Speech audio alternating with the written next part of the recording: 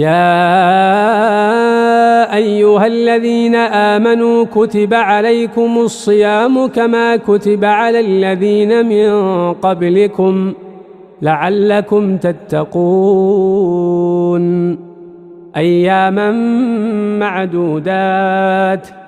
فمن كان منكم مريضا أو على سفر فعدة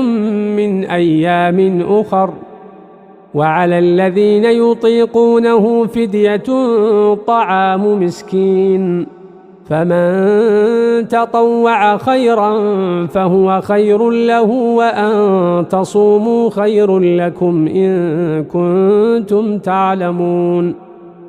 شهر رمضان الذي أنزل فيه القرآن هدى للناس وبينات